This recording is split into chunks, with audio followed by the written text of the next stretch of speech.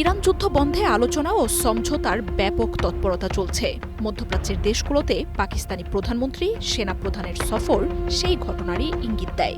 একই সময়ে হরমুজ খুলে দেয়া আর ট্রাম্পের আসন্ন সংবাদ সম্মেলনের মতো ঘোষণায় সেই তৎপরতা স্পষ্ট।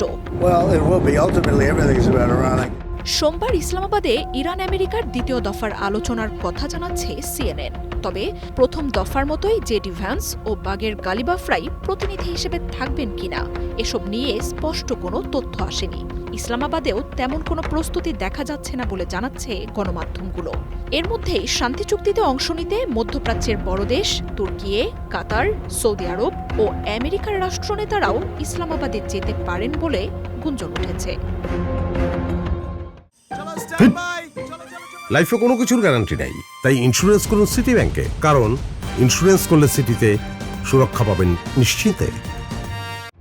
বার্তা সংস্থা রয়টার্স অবশ্য বলছে, আসন্ন বৈঠকে বোঝাপড়ার পর ৬০ দিনের মধ্যে শান্তি চুক্তির মতো ঘোষণা আসতে পারে। ইরান নিয়ে সুখবরের কথা জানিয়েছেন প্রেসিডেন্ট ট্রাম্পও। শনিবার সংবাদ সম্মেলনের ঘোষণা দিয়েছেন এই নেতা। জানিয়েছেন চলমান যুদ্ধবিরতির মেয়াদ আর নাও বাড়তে পারে।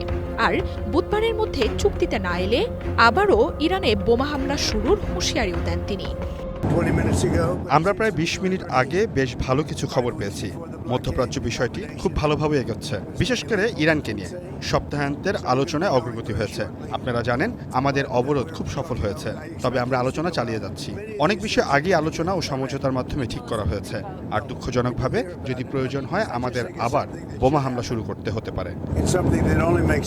এদিকে ইরান নিয়ে ট্রাম্পের ব্যাপক তৎপরতার বিরুদ্ধে সামাজিক মাধ্যমে বার্তা দিয়েছেন দেশটির পার্লামেন্ট স্পিকার বাগের গালিবাফ। ১ ঘণ্টায় ট্রাম্প ইরান নিয়ে ৭টি মিথ্যা দাবি করেছেন বলে অভিযোগ করেন তিনি। সতর্ক করে জানান, এসব মিথ্যায় সমঝোতার পথ আরও কঠিন হচ্ছে। এই অবস্থায় ইরান আমেরিকার পাল্টাপাল্টি দাবি ঘিরে অনিশ্চয়তা বাড়ছে। ইরান হরমুজ খুলে দেওয়ার কথা জানালেও তাতে এখনও বিধিনিষেধ বহাল আছে বলে জানাচ্ছে পর্যবেক্ষক সংস্থাগুলো।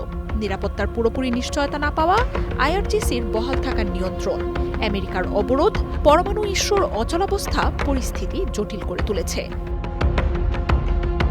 মার্জিয়া উপমা, ওয়ান ইন্টারন্যাশনাল ডেস্ক।